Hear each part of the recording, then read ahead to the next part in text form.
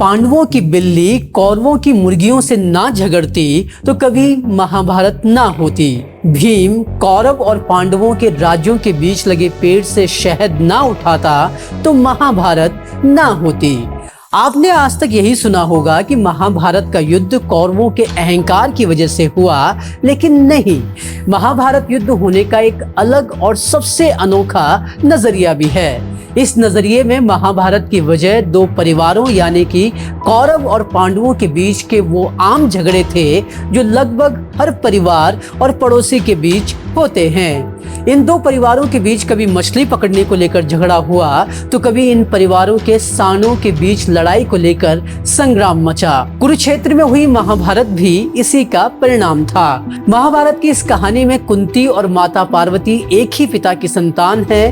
कुंती से पांडवों के जन्म की कहानी भी इस महाभारत में आम धारणा से काफी अलग और अनोखी है। इस महाभारत में आपको कृष्ण और भगवान शिव से भी जुड़ी हुई ऐसी कहानियां मिलेंगी जो आपने कभी ना सुनी होंगी और ना ही कहीं पढ़ी होंगी।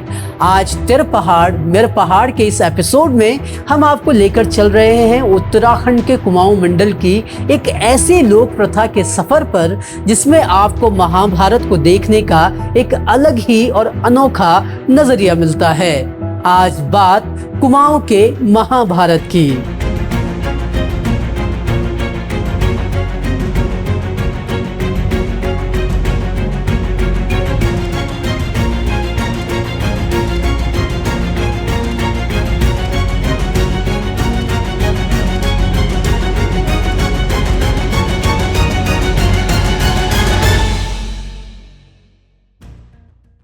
महाभारत का युद्ध कैसे पांडवों की बिल्ली और कौरवों की मुर्गियों के झगड़े की वजह से हुई, उस पर बात करने से पहले हमें यह जानना होगा कि कुमाऊं मंडल में गाई जाने वाली महाभारत में पांडवों और कौरवों को कैसे दिखाया गया है। कुमाऊं में गाई जाने वाली भारत यानी महाभारत में कुंती खेती करती हैं, द्रौपदी गाय और भैंसों को संभालती हैं। यहाँ बुग्यालों में चरते पांडव और कौरवों के पशुओं के झुंड हैं। वनों में दोनों के पशु जब चरने जाते हैं तो अक्सर सांडों के बीच लड़ाई होने का जिक्र मिलता है। पांडवों और कौरवों के बीच कभी मछली पकड़ते हुए तो कभी पशुओं को लेकर झगड़े होते रहते हैं। त्रिलोचन पांडे अपनी किताब कुमाऊनी लोक साहित्य की पृष्ठभूमि में इस महाभारत के बारे में विस्तार से बताते हैं। वो लिखते हैं कि इस महाभारत में पार्वती, गांधारी और कुंती तीनों को एक ही पिता हिमपुत्री की बेटियां बताया गया है। पांडवों के जन्म को लेकर आम जानकारी ये है कि ऋषि दुर्वासा के वरदान से कुंती को पुत्र हुए थे, लेकिन उत्तराखंड की महाभारत में भी इसका एक अलग नजरिया मिलता है। इसके मुताबिक जब कर्ण के जन्म के बाद कुंती को संतान प्राप्ति नहीं होती है तो वो संतान की कामना कर नदी किनारे एक घास की झोपड़ी में रहने लगती है। यहाँ पर वो ऋषियों का आह्वान करती है। जब ऋषि आते हैं तो वो उनके लिए भात और उड़द की दाल बनाती है, लेकिन ऋषि उसे खाने से इनकार कर देते हैं। ऋषि कहते हैं कि हम हल और कुटले यानी कुदाल से बोया, दरांती से काटा, पैरों से रौंदा, ओखल में कूटा, सूप से पछोरा, आग में पका अन्न नहीं खाते हैं। ऋषि कहते हैं कि हम सिर्फ सूरज की रोशनी में पका भोजन ही करते हैं। ऋषि की इस बात को सुनकर कुंती उनके लिए खुद ही झड़े अन्न के दाने रुआसाल मंगवाती है। रुआसाल जंगल के सूरों के खुरों से खुद ही जमीन पर उगा था। आकाश के पानी ने उसे सींचा था, वन के चूहों और चिड़ियों ने उसे काटा था, भालू ने अपने पैरों से उसे रौंद कर उनके दाने गिराए थे, गौरैया ने उसके छिलके उतारे थे और सूरज की रोशनी में वो पका था। इस प्रकार कुंती के भोजन से ऋषि तृप्त होकर संतान प्राप्ति का आशीर्वचन देकर चले गए और इस तरह पांडवों का जन्म हुआ। कुमाऊं की इस महाभारत में कौरव और पांडवों को लेकर ही नहीं बल्कि श्री कृष्ण भगवान और शिव को लेकर भी अलग अलग कहानियां मिलती हैं। अब ये कहानियां कहाँ से आईं, इनका आधार क्या है, उस पर भी हम आपको आगे बताएंगे, लेकिन पहले जान लेते हैं कि इसके मुताबिक महाभारत का युद्ध होने की वजह आखिर थी क्या। कुमाऊं क्षेत्र में कभी काफी आम इस महाभारत में कुरुक्षेत्र के युद्ध की एक नहीं बल्कि 2-3 कहानियां मिलती हैं। पहली कहानी के मुताबिक कौरव और पांडवों के राज्यों के बीच में एक पेड़ उगा हुआ था। इस पेड़ पर मधुमक्खियों का छत्ता लगा हुआ था और इस छत्ते को लेकर दोनों परिवारों के बीच विवाद हुआ और एक दिन भीम ने पेड़ पर मुक्के मार मार कर एक एक सीढ़ी बना दी। इसके बाद अर्जुन ने पेड़ पर चढ़कर सारा शहद निकाल लिया। इसे देख 100 भाई कौरवों ने अपनी सेना युद्ध के लिए सजा दी और इस तरह शहद के लिए महाभारत हुई। दूसरी कहानी के मुताबिक शैली जैती नाम के स्थान पर कुंती अपने 5 पुत्रों यानी पांडवों के साथ रहती थी। पांडवों ने एक बिल्ली पाली हुई थी जिसका नाम लक्ष्मा था। लक्ष्मा कौरवों के हस्तिनापुर में आया जाया करती थी। एक दिन लक्ष्मा की भिड़ंत कौरवों की मुर्गियों से हो गई। इस भिड़ंत में लक्ष्मा बुरी तरह से घायल हो गई। वो जब घर लौटी तो उसे खून से लथपथ देखकर पांडवों का गुस्सा 7वें आसमान पर पहुंच गया। इस पर कुंती ने पांडवों को दुर्योधन से युद्ध के लिए उकसाया और बिल्ली और मुर्गी की इस लड़ाई की वजह से महाभारत का युद्ध छिड़ गया। सिर्फ महाभारत युद्ध नहीं बल्कि भगवान श्री कृष्ण को लेकर भी अलग कहानी यहाँ के भारत में सुनने को मिलती है। श्री कृष्ण भगवान को भारत में रसिक प्रेमी की तरह दिखाया गया है। उनकी प्रेम लीलाओं में राधा की जगह रुक्मणी और सत्यभामा का नाम ज्यादा आता है। त्रिलोचन पांडे के मुताबिक एक भारत में नागवंश की वंशावली गाते हुए गायक वासुकी नाग को कृष्ण का पिता बताता है। भारत में कृष्ण से जुड़ी एक कहानी का जिक्र त्रिलोचन पांडे अपनी किताब में करते हैं। इस कहानी के मुताबिक कुसुम कोलिन के नाम के एक समाज में निम्न समझी जाने वाली जाति की एक महिला थी। एक दिन जब कुसुम स्नान करने के लिए यमुना किनारे आई तो उसी घाट पर कृष्ण भी स्नान कर रहे थे। इस दौरान पानी में कुसुम का एक सुनहरा केश बहता हुआ देखकर कृष्ण उसकी खोज में चल दिए।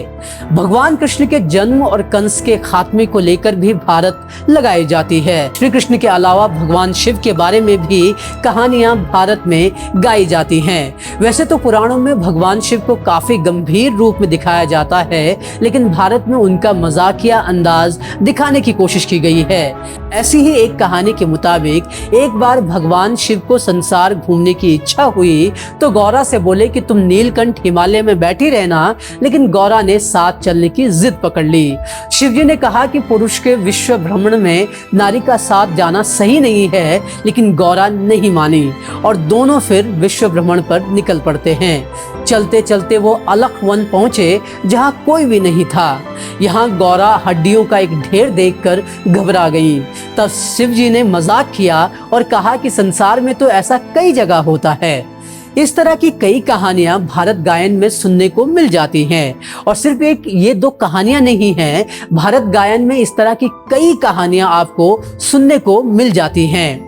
अब सवाल उठता है कि क्या ये महाभारत और दूसरे देवताओं को लेकर जो कहानियां हैं इनमें कितनी सच्चाई है और ये ऐसा गायन कैसे होता था? अब इसका जवाब लेते हैं। उत्तराखंड के कुमाऊं मंडल में महाभारत या भारत गायन की प्रथा कई सदियों से थी। आज भले ही ये लुप्त सी हो गई है, लेकिन 80 के दशक में ये काफी आम थी। जॉन लेविएट हिमालय मैगजीन के लिए 1988 में लिखे अपने एक लेख में इसका जिक्र करते हैं। जॉन अपने आर्टिकल में स्थानीय बाजगी कमल राम की तरफ से महाभारत लगाए जाने का जिक्र भी करते हैं। जॉन बताते हैं कि उन्होंने महाभारत गायन अल्मोड़ा के करीब के बाजगियों से सुनकर रिकॉर्ड किया था। जॉन ने एक ऐसे भारत गायन का पूरा वर्णन भी अपने लेख में किया है। जॉन कहते हैं कि महाभारत गायन कुमाऊं मंडल में एक अलिखित और मौखिक गायन परंपरा रही है। इस परंपरा को बाजगी समाज सदियों से मौखिक तौर पर गाता रहा है। जॉन लिखते हैं कि पुराणों में दर्ज महाभारत, कृष्ण और दूसरी कहानियां जहां पंडित पेश करते हैं तो वहीं भारत गायन बाजगी समाज करता है। ये गायन अक्सर जागरों के समय होता है। कुमाऊं के बड़े बुजुर्ग भी 1970-80 के दशक तक भारत गायन सुने जाने की बात करते हैं। अभी भी कई क्षेत्रों में भारत गायन होने की संभावना तो है, लेकिन इसकी बहुत ज्यादा जानकारी कहीं उपलब्ध नहीं है। पहले कुमाऊं क्षेत्र में जब 22 दिनों की बैसी होती तब ये भारत गाई जाती थी। बैसी का मतलब 22 दिनों तक सुबह शाम भगवान की पूजा करने से है। भारत का मतलब महाभारत से ही है, जिसे स्थानीय भाषा में भारत कहा जाता है। इसमें अभिमन्यु वध, भीम को विष देना, शिशुपाल प्रसंग, दुर्योधन भीम का वैमनस्य, कुंती का स्थान, अर्जुन वसुंधरा और भीम हिडंबा के प्रेम प्रसंग समेत अन्य कहानियां शामिल होती हैं। लेकिन इन कहानियों को पेश करने का तरीका और इन कहानियों में निहित किरदार थोड़े बहुत बदल जाते हैं। अब सवाल उठता है कि ये कहानियां कितनी सच्ची हैं और ये आती कहां से थीं? तो सबसे पहले बता दें कि उत्तराखंड में महाभारत और अन्य देवी देवताओं को लेकर वही कहानियां और तथ्य प्रचलित हैं जो पुराणों में दर्ज हैं। यहाँ के लोग इन्हें भी मानते हैं। ऐसे में भारत में जो कहानियां बताई और गाई जाती हैं, इनको लेकर डॉक्टर त्रिलोचन पांडे लिखते हैं कि ये अक्सर गायन करने वाले की कपोल कल्पनाएं होती थीं। गायक अपनी कल्पना के आधार पर ही इन्हें पेश किया करते थे। हालांकि वो इस गायन को सच के करीब ही मानते थे और इस पर गर्व भी करते थे। वहीं जॉन अपने आर्टिकल में लिखते हैं कि भारत गायन पुराणों से ज्यादा पहाड़ के जीवन से जुड़ा हुआ था। सदियों से मौखिक रूप में यह गायन ट्रांसफर होता रहा और इस स्थानांतरण की प्रक्रिया में इनका वर्णन भी बदलता रहा। हालांकि आज के वक्त में भारत गायन कुमाऊं में कम ही देखने को मिलता है। इतना कम कि नौजवान पीढ़ी को इसकी जानकारी भी बहुत कम है। उत्तराखंड में ऐसी ही कई परंपराएं हैं जो एक वक्त में काफी ज्यादा मानी और जानी जाती थी, लेकिन आज ये लुप्त सी हो गई हैं। हमारी इस सीरीज तेर पहाड़ मेर पहाड़ के जरिए हमारी कोशिश यही है कि हम आपके लिए ऐसी ही पुरानी परंपराओं और प्रथाओं को उनके ओरिजिनल फॉर्म में आपके लिए पेश कर सकें। अगर आप भी भारत गायन के बारे में जानते हैं या फिर आपने कहीं कभी भारत गायन सुना है तो कमेंट बॉक्स में हमें जरूर बताएं। जैसे प्रथा भारत गायन की है, वैसे ही एक प्रथा पहाड़ों में रंग बंग की भी रही थी। एक अनोखी और अलग प्रथा कैसे गायब हो गई, उस पर देखिए हमारी ये खास रिपोर्ट और जरूर बताइएगा कि आपको हमारी ये सीरीज तेर पहाड़ मेर पहाड़ की ये प्रस्तुति कैसी लगी। साथ ही हमारे चैनल को लाइक, शेयर और सब्सक्राइब करना मत भूलिएगा और कमेंट भी जरूर करिएगा, क्योंकि हमें जवाब देने में खुशी होगी। धन्यवाद।